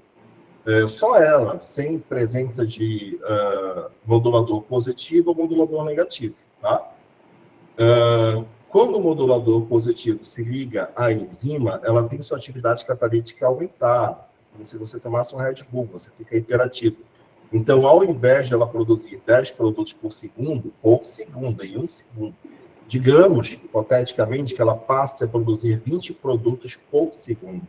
Então, o que ocorreu em um segundo? Houve uma formação maior de produto para aquela mesma concentração de enzima, para aquela única enzima, entendeu? Então, o que ocorreu aí? A gente viu que houve uma maior quantidade de produtos formados, ela teve uma atividade, ela se tornou mais ativa. A processividade dela aumentou, beleza. Quando a enzima, se liga a um modulador negativo, ou a um inibidor, não é inibidor, um modulador ou efetor negativo, alostérico negativo, ela tem sua atividade catalítica diminuída. Então, ao invés de ela produzir 10 produtos por segundo, ela passa agora, hipoteticamente, a produzir 5 produtos por segundo. O que ocorreu aí? Professor? Oi? É porque em um vídeo chamada gravado, que está no Drive aí, o senhor falou sobre inclusão. Peraí, como assim inclusão? Mas que gravado? Está gravado no Drive. O que está gravado no Drive? Uma videochamada que o senhor fez assim, dos períodos passados, o senhor falou sobre inclusão. Não, eu falei, não, devia ser um cansaço, inclusão não existe, não. Tá certo. E vocês, peraí, só para eu saber, vocês conseguiram videoaulas gravadas de período passado?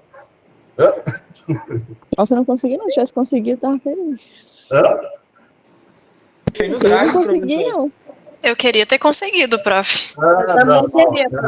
Eu no meu Drive não tem nada, só se foi de turmas passadas que conseguiram fazer o download.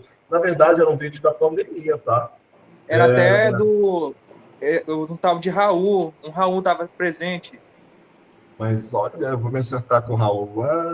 O Raul na Punocema, meu ex-monitor? Não, um cabeludo, cabelo cacheado. O Raulzito. O Raul da Punocema. Foi o meu ex-monitor. Eu adoro ele, mas eu vou já me acertar com ele amanhã.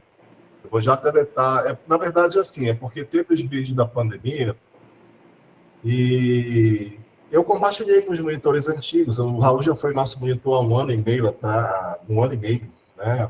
Então, assim, 1 ano e meio já, desculpa. Então, ele deve ter guardado. Muito bom saber. Eu vou restringir o acesso. Ainda bem que você se denunciou aí. Eu já restringi o acesso do Raul. Não, não denunciei não, só fiz perguntar mesmo.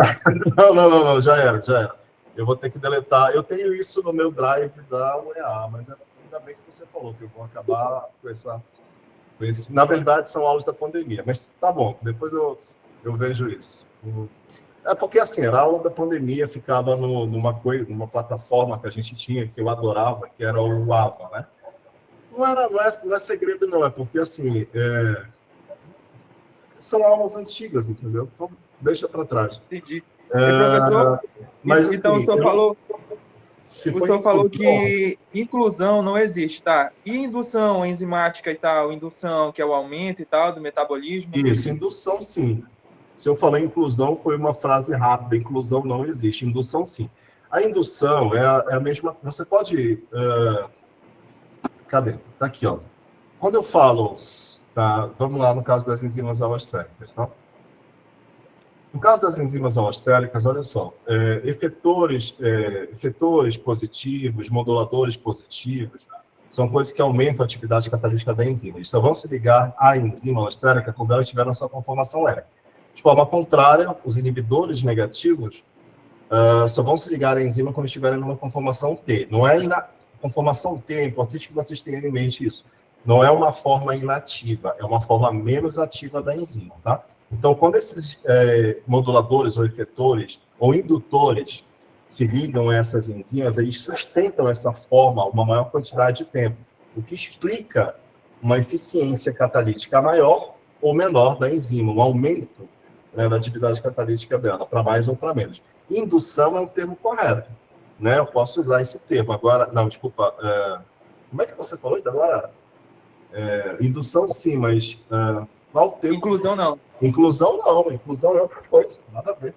Né? Se eu falei, foi uma fala, eu estava cansado, eu estava gravava essas aulas de noite, estava com sono e saiu isso aí. Essa palavra nem existe em enzimologia.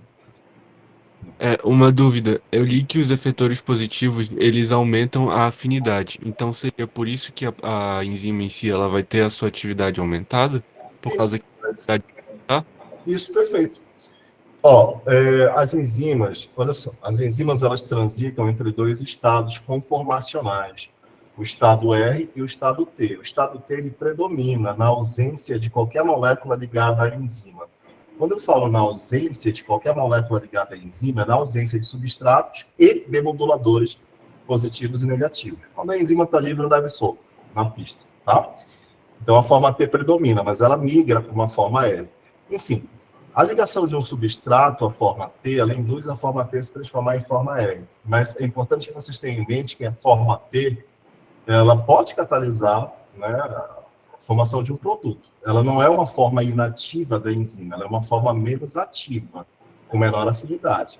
Mas o substrato, isso aqui é o que a gente chama de modulação alostérica homotrópica, tá?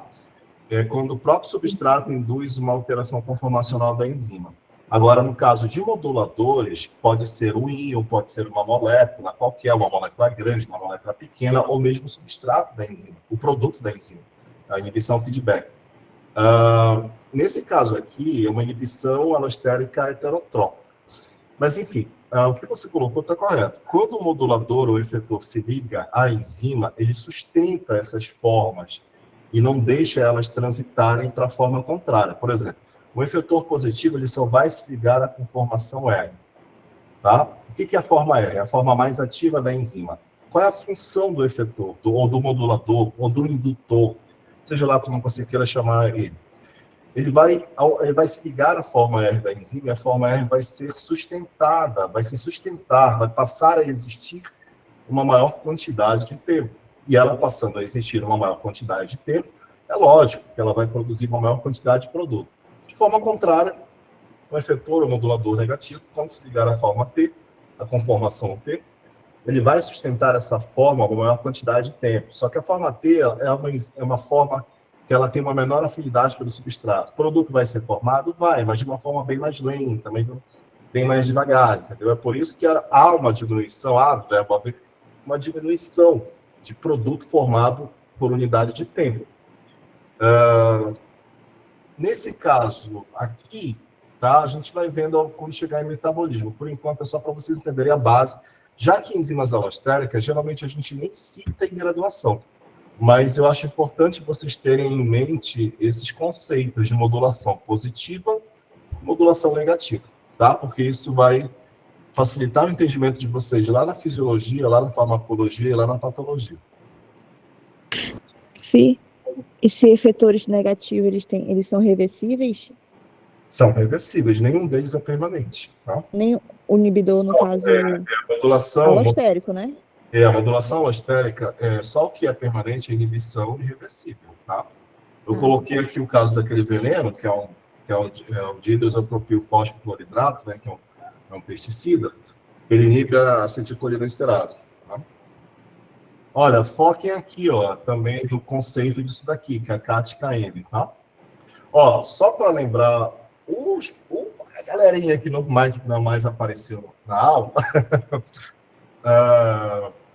só para lembrar, tá? Ó, CACAT é processividade, eficiência catalítica. Esse S-1 é decorrência do significado. Velocidade máxima, o que é velocidade máxima? Mol por segundo. E aqui é mol. Corta mol com mol, sobra 1 sobre segundo. Sobe segundo para cá, menos 1. Beleza. Processividade, número de turnover. O KM pode, eu falei pode. No bom português, tomem muito cuidado com duas palavras, são três. Pode e a partir de, tá? O pode indicar afinidade de uma enzima pelo seu substrato só vale se e somente se a etapa de formação do produto for muito maior que a velocidade de formação do complexo enzima-substrato. Essa primeira etapa aqui de uma reação enzimática, ela é sempre reversível. Segunda etapa, ela pode ser reversível ou irreversível. É aquela que eu coloquei no início da aula de cinética, tá? Vocês entendem cinética de uma forma não muito calculeira, só o que interessa. Aqueles conceitos mais importantes, tá? Outra questão aí. Que horas são? 7h25. Esse CACAT é o quê? Eu sei que o KM tem a ver com afinidade, né? Agora o CACAT... É a processividade. O que é processividade? Da enzima, tipo... Processividade, eficiência... Tá aqui, ó. Isso aqui é uma processividade. Uma molécula de catalase, tá? Ela decompõe, forma. Isso aqui pode ser modificado, depende de como você quer entender. Decompõe ou forma. Qual é a reação da catalase? Essa daqui, água e oxigênio. Decompõe uma molécula decompõe em 1 segundo, em condições ideais. O que é condições ideais? Uma enzima, uma proteína, ela existe num pH ideal, numa concentração sanguínea ideal, numa temperatura ideal, numa pressão ideal. Tá? Condições ideais, na sua condição ideal, ela decompõe 10 milhões. Na verdade, não é tudo isso. Né? Geralmente é de 5 a 6 milhões. Mas eu coloquei aí para dar um... Pode chegar a isso? Pode. Tem um princípio máximo da enzimologia, que se você aumenta a temperatura numa primeira levada, 10 graus centígrados, ela tem sua atividade catalítica aumentada, mas isso é em laboratório. Mas, enfim, ela pode decompor 10 milhões de moléculas de peróxido de hidrogênio em 1 segundo. Ou seja, ela forma, em 1 segundo, 10 milhões de água ou oxigênio. Tá? Isso é a processibilidade, isso é o CACAT. No caso, a eficiência dela. Hã? No caso, a eficiência dela é muito eficiente. Eficiência catalítica, tá? Eficiência catalítica. Você lembra daquela questão boba que a maioria de vocês erraram, que fez a turma de vocês entrar para a estatística do segundo relatório de pegar e tampões? Ela mais? Não, sobre eficiência. Eu me lembrei agora que você falou eficiência. Eu falei de eficiência catalítica, de eficiência de tampão, né? Eficiência de tampão. O que caracteriza um tampão eficiente? Primeiro, a concentração molar dos pares conjugados. Isso é lógico. Se são os pares conjugados que vão neutralizar, pares conjugados e a parte ionizada, que vai neutralizar o ácido à base, então, óbvio, quanto maior a concentração, maior a eficiência, né? Isso é tomando-se cuidado com o princípio de Ostwald. Não adianta colocar uma coisa muito concentrada, que não vai funcionar, não vai nem se ionizar. Eu coloquei lá que a maioria dos tampões ela varia de uma concentração que transita entre 10 milimolar, né, até 0,5 molar, ou 500 milimolar. E a outra coisa é que os pares conjugados estejam aproximadamente, não necessariamente, não obrigatoriamente, mas que estejam aproximadamente, né, tem um pK próximo do pH, né, do sistema tampão. E sistema tampão é água mais o agente tamponante, tá? Então, você me lembrou de eficiência, eu me lembrei disso. Eficiência de um tampão. Quando o pK do agente tamponante ele está próximo do pH do sistema tampão. E aí, você tem que entender o que é um sistema tampão. Isso é um conceito básico. Tá? E a concentração deles. É só para não deixar passar, né? Pode ser que você... E próximo, voltando no CACAT lá, ele é diretamente proporcional à processividade? Não. Tipo assim, quanto maior ele for, Não, ele é mais eficiente. ele não é diretamente proporcional. Ele é inverso. Ele é a própria processividade. O CACAT, sim, você está falando do conceito, né? Tá. Sim. O conceito, sim. Cadê o CACAT? Tá, o CACAT. Eu falei, olha, eu coloquei essa parte para vocês tudinho, a gente discutiu como é que se calcula a velocidade máxima de uma reação, né?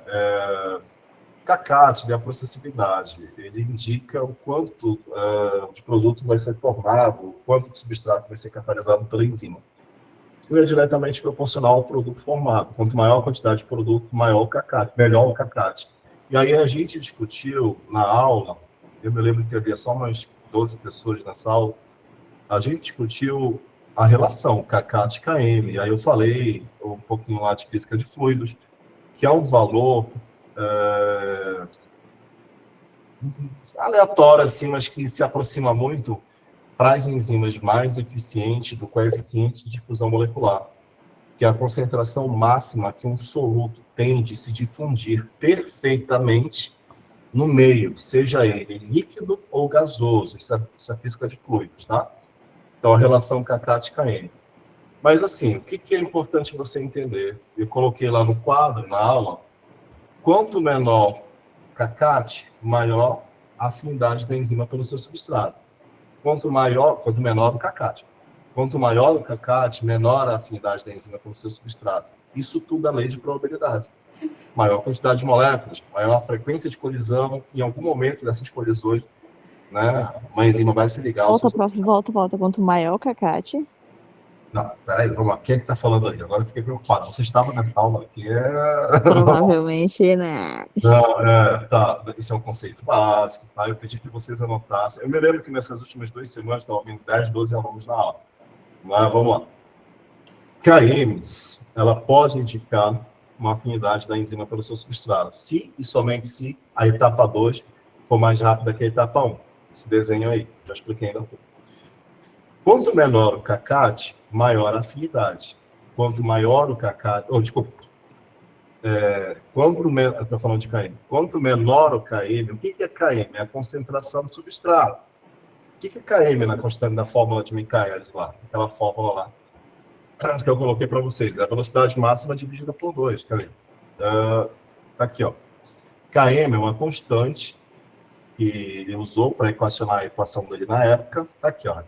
Velocidade máxima dividido por 12. O que é velocidade máxima? Concentração de substrato necessária para saturar 100% das enzimas de um ensaio cinético. Beleza. Então, o KM faz referência à concentração molar. Tá? KM, tá? Ele é concentração molar, por isso que ele é representado por M aí. Quanto menor o KM, maior a afinidade. Tudo bem. Quanto maior o KM, menor a afinidade. Por que a concentração relaciona-se à afinidade? Né? Porque, assim, você tem 4 enzimas, e você tem 8 substratos. A enzima ela tem uma afinidade tal pelo substrato que, em uma única colisão, ou em poucas colisões, ela já se liga ao seu substrato. Por quê? Porque tem uma afinidade. Né?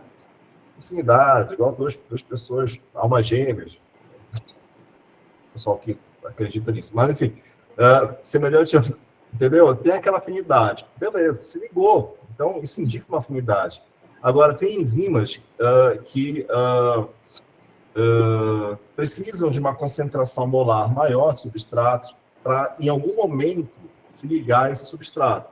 Uma concentração maior de substrato implicaria no quê? Uma maior taxa de colisão entre a enzima e o substrato, né? Então, aumenta-se a frequência de colisão, né? E em alguma dessas colisões, a enzima vai que se atraca lá com o substrato, se ligou a ela e pode formar um produto. Então, é por isso que ela faz referência, ela pode fazer referência à afinidade da enzima pelo seu substrato, né? Se a etapa 2 for mais rápida que a etapa 1. Então, quanto menor o KM, quanto menor a concentração de substrato, maior a afinidade da enzima pelo tal. Quanto maior o KM, menor a afinidade da enzima pelo tal. CACAT é numérico. Quanto maior, melhor. Entendeu? Tá. CACAT, quanto maior, mais eficiente. KM, quanto menor, mais eficiente. Mais Obrigada, prof. Tá? CACAT, quanto maior, melhor. KM, quanto menor, melhor. Só isso. Você pode simplificar dessa forma. Tá bom? Alguma mais de enzima? O Rafa falou que trabalhou bastante em enzima. Só mais uma pergunta. Esse aumento de substrato, ele seria um fator que poderia reverter a inibição competitiva, né? Ou não?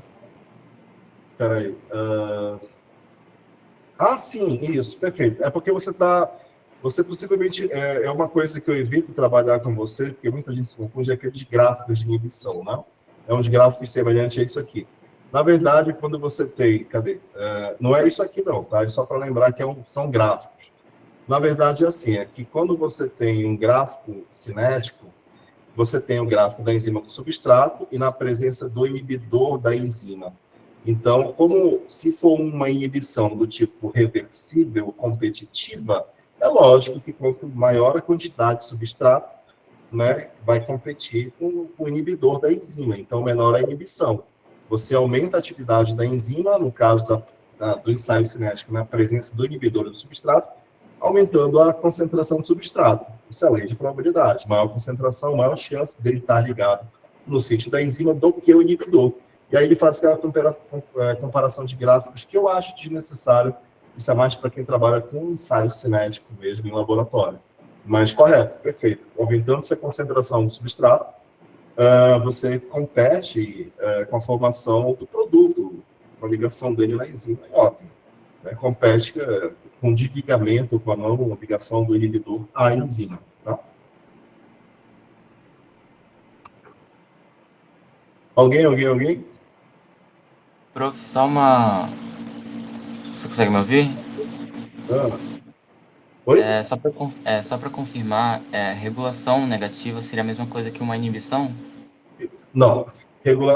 Não, inibição é inibição, tá? Cadê o site, né? Segunda parte. Olha, inibição é aquilo que eu coloquei no slide. Inibição é o bloqueio da atividade catalítica de uma enzima, tá? Regulação é aquilo que aumenta a atividade da enzima para mais ou diminui, lógico, para menos, tá? Regulação é uma coisa, inibição é o bloqueio. Eu discuti com vocês nessa aula, coloquei o conceito de dicionário de inibidor, porque em química, em bioquímica, a gente não trabalha com unidade enzimática, a gente trabalha com concentração. No quadro eu desenhei assim, dentro de um sistema, de uma célula, de um tubo de ensaio, existem tantos milimolar, micromolar de enzima. Então, quando a gente coloca o inibidor, é lógico que ele não vai inibir 100% das enzimas, ele inibe uma determinada concentração, uma determinada quantidade. Então, alguma atividade catalítica residual ainda vai ocorrer, isso é lógico. Mas, para não se complicar, né, com esse termo, não está incorreto, é porque ele faz uma referência ao macro. A gente analisa em relação a uma única enzima, uma IT1, tá? Para uma única enzima. Então, quando o inibidor se liga a uma enzima, a enzima parou permanentemente, né? Inibição irreversível, ou temporariamente, uma inibição reversível. Agora, não se estresse com aquele negócio de incompetitivo, misto. Tudo que é uma inibição reversível, não competitiva, que envolve a incompetitiva e a mista, é a mesma coisa. São desentendimentos entre autores, tá? A inibição reversível, ou ela é competitiva, ou ela é não competitiva.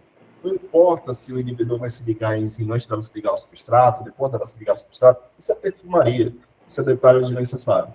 Inibição reversível, ou competitiva, ou não competitiva. E competitiva é aquilo que eu já falei. Para ela competir com o substrato da enzima, né, ela tem que ser muito semelhante ao substrato da enzima. Similaridade estrutural, parecido, né? Quase que perfeito, mas a natureza é diferente, pode ser diferente, com certeza diferente, tá? Incompetitivo, prof. Eu acabei de falar que não se confunda com isso. Incompetitivo é assim, ó, são conceitos, tá? De divergências entre autores, entre os caciques da bioquímica, aquele pessoal vai vir com gravata borboleta, com uma bow tie e com um terno caríssimo que não se entende. Tá, vamos lá. Inibição reversível, tudo que não for competitivo é não competitivo. Incompetitivo, ele fala, o não competitivo não vai se ligar ao substrato da enzima. A diferença é que o inibidor não competitivo, ele pode se ligar à enzima no momento que ela não esteja ligada ao substrato, portanto, ela não consegue se ligar ao substrato de forma adequada, porque há uma mudança conformacional na estrutura da enzima que impede essa ligação perfeita. E a gente viu os tipos de catálise, apesar de eu não cobrar isso para vocês, a gente viu lá que essas reações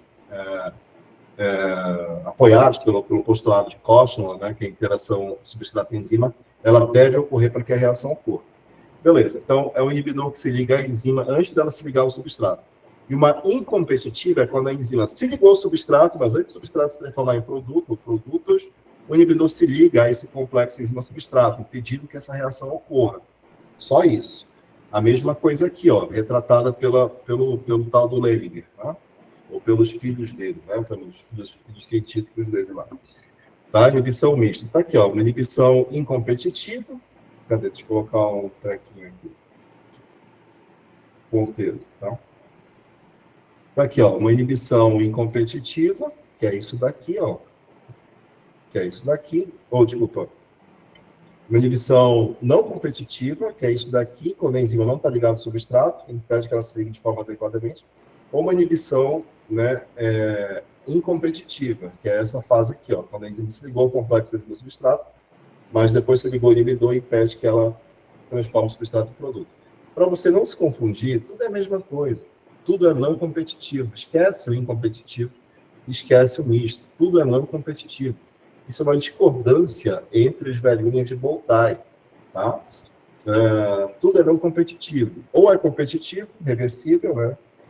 Inibição reversível. Ou é competitiva ou não competitivo. Só isso. Tá? Beleza. Prof, eu anotei aqui rapidinho.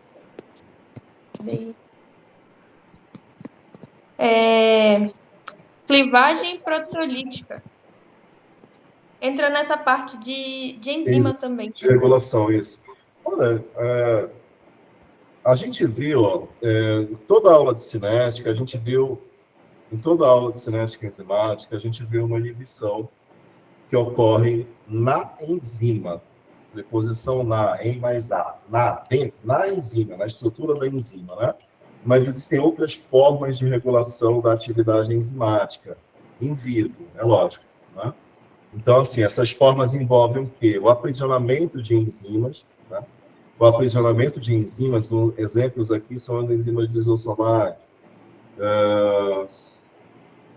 disponibilidade de substrato, enzimas alostéricas é o que a gente viu, inibição também, tá? Modificação covalente, são as quinases, as famosas quinases, as tirosinoquinases ou as serinoquinases. Inclusive, a regulação da insulina é uma regulação do tipo tirosinoquinase. Tá? Controle nível gênico, indução, repressão. O que é indução? Indução, neste caso aqui, é o aumento da expressão de uma enzima. Tá? Repressão é a diminuição da expressão de uma enzima. E clivagem proteolítica, que você falou, de proenzimas. O que eu chamo de proenzimas é o que por muito tempo se chamou de zimogênio, e ainda é chamado de zimogênio. Cadê esse slide? Deixa eu colocar aqui, ó. Zimogênio, é aquilo que eu coloquei ainda há pouco da quimotripsinogênio, se transformando em quimotripsina, que é uma protease, que vai degradar a proteína dos alimentos, ok? Bom, clivagem proteolítica envolve os zimogênios. A gente vai ver muito isso. Tá? Ela sofre uma clivagem e se transforma numa enzima ativa. Então, isso daqui está em caixa alta. São outros mecanismos de regulação da atividade enzimática que não necessariamente envolvem o controle da enzima. D mais A, ou na enzima. Né? Envolve a produção de enzimas inativas, o controle higiênico dessas enzimas, o aumento da expressão, diminuição da expressão. Né? E a gente chama isso de controle epigenético, né? Ou o aprisionamento delas. Não esqueçam disso daqui, tá? Já que a gente está falando de cinética, isso aqui são outros mecanismos da regulação da atividade enzimática. Tá? Alguém? Mais alguma aí? Professor? Olá. Como seria cobrado as classes de enzima? Mas eu não posso entregar a questão, né? Não posso escolher. Acho que, na verdade, ela pode estar disfarçada em várias questões. Isso é uma questão interessante, importante, mas não necessariamente seria uma única questão. Ela pode estar disfarçada em várias questões. Passada não, sim, presente. Olha, depende. Eu não posso te falar como é que eu vou cobrar, porque senão eu posso te entregar uma questão. Mas... tem uma prova antiga com esse tipo? Sei, porque assim, acho que eu consegui achar... Na verdade, eu tive um incidente com o computador há uns 2 anos e eu perdi muita coisa, né? Inclusive muitas provas. Os que eu consegui, o que me despertou para utilizar tudo em nuvem. Eu pago hoje para usar nuvem, né? E não pago barato, não. Tem muita coisa em nuvem. Mas eu acabei perdendo muitas avaliações antigas. Deixa eu ver se eu acho alguma aqui. Isso aí. Né? Você está querendo de classe, é? Sim. Deixa eu ver aqui. Cara, acho que essa aqui está fácil. Eu consegui recuperar somente pouquíssimas provas. Eu guardo meu HD danificado até hoje, para que no futuro próximo ele possa ser consertado, sem ter que enviar para a NASA. Deixa eu ver aqui. Isso aí, eu não estou lembrado aqui. Meu Deus. A avaliação está fácil de reações, né?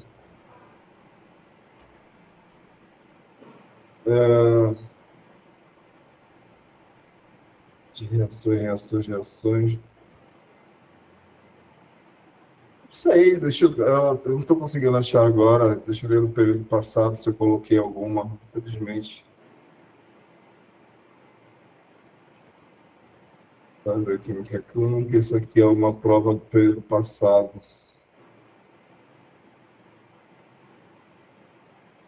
Olha, do propanolol aqui. Essa tá legal. Tá.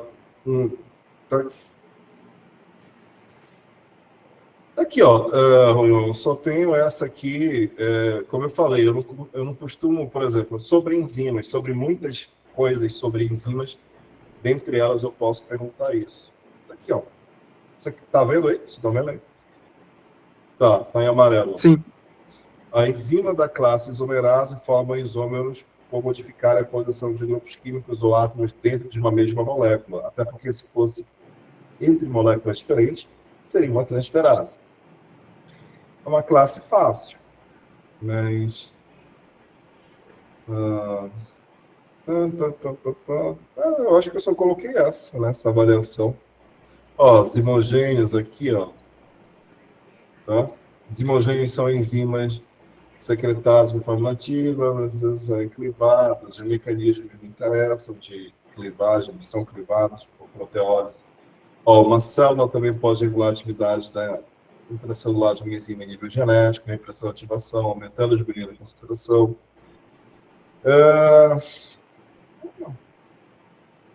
Aqui, ó, as enzimas da classe liase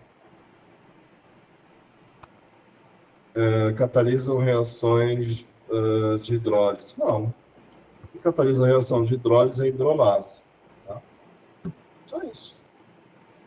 Como eu falei, eu posso colocar elas em várias questões. Geralmente eu não coloco só em uma. É isso. Justite. Alguma outra questão aí? Dessa questão sobre enzimas alostéricas, que agora eu vi o senhor passando. É o quê? Teve uma questão sobre enzimas alostéricas. Eu tenho, nas provas que eu consegui achar, eu fiz perguntas gerais, mas eu posso colocar algum exemplo. Enzimas alostéricas é fácil, é só sobre modulação. Deixa eu ver aqui. Não sei se tem no período passado enzimas alostéricas. Também ela está distribuída no meio. As enzimas micelianas não são passivas de modulação. Tá aqui, ó. Elas ficam igual reação, tá? Elas ficam distribuídas entre várias questões. Eu não costumo fazer uma questão só sobre enzimas alostéricas. Geralmente são conceitos gerais sobre enzimas. Ó. As enzimas alostéricas se alternam entre dois estados conformacionais, a forma R e a forma T. Conformação é diferente de configuração. Tá? Substratos efetores positivos, né? Também chamados de moduladores positivos, favorecem a forma R. Está correto. Elas ficam assim, ó, distribuídas entre as questões. Olha a outra aqui de classes. Reações de oxorredutase, catalisam reações de transferência de elétrons. Pronto. Morreu. Não. Liase, né? Aquilo que eu coloquei lá para vocês aí, ó. É outro. Tá aqui. Desculpa, tá aqui, ó. Essas questões aqui, elas são maiores, tá, pessoal? Você tem que ler as afirmativas e escolher uma alternativa. Lembrando que a afirmativa, eu estou afirmando uma coisa, que não necessariamente pode estar certa. E aí vocês marcam qual estão certos. Tá aqui, ó, as enzimas alostéricas desempenham... As enzimas... As enzimas alostéricas desempenham um papel fundamental na regulação da atividade enzimática em vias metabólicas. Essas enzimas possuem sítios alostéricos adicionais ao sítio ativo, até aqui ok, nos quais ocorre a ligação de moléculas reguladoras. Perfeito. Sobre as enzimas alostéricas, assinale a alternativa correta. Eu poderia pedir só isso de vocês. Ó. Eu já dei essa informação aqui, ó, como uma cortesia. Tá? Então, ó, isso aqui eu nem precisava mencionar, mas eu mencionei. Vamos lá, questão A. As enzimas alostéricas podem apresentar uma curva cinética enzimática sigmoidal em forma S devido à cooperação entre as subunidades enzimáticas, resultante da ligação de moléculas reguladoras aos sítios alostéricos? Aqui, já é essa aqui. Mas tudo bem, vamos no restante. As enzimas alostéricas não são reguladas por moléculas reguladoras? Não, incorreto, elas são reguladas. Na verdade, só elas podem ser. Elas podem ser reguladas positivamente, negativamente, ou só negativamente. Tá? Isso depende da natureza da enzima. C.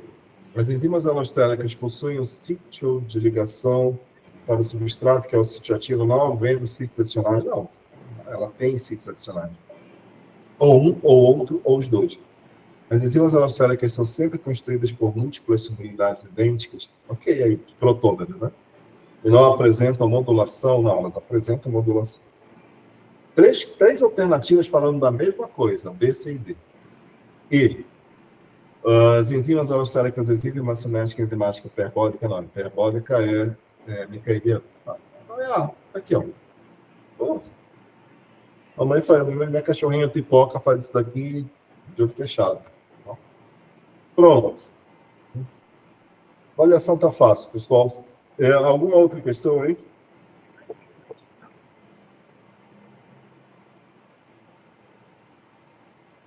Opa, contra resgatado. Sou da causa animal, só resgatado. Cachorrinho de raça, não é comigo, só pireto e sequelado. Tá, então, vamos lá.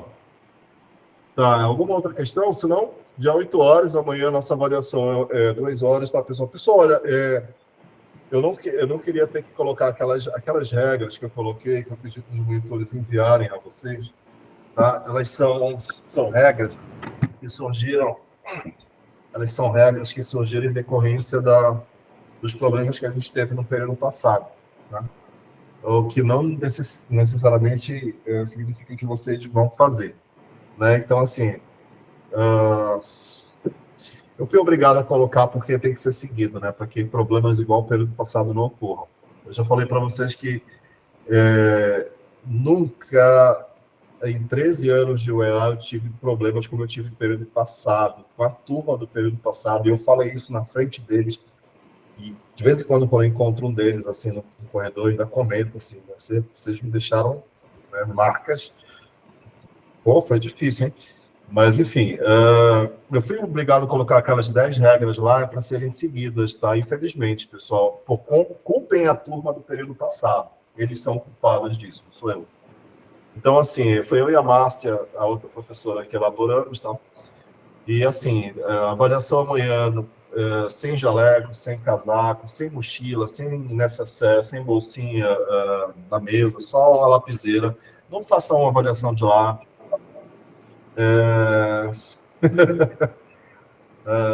Pois é. Então, assim, não façam. Professor, mas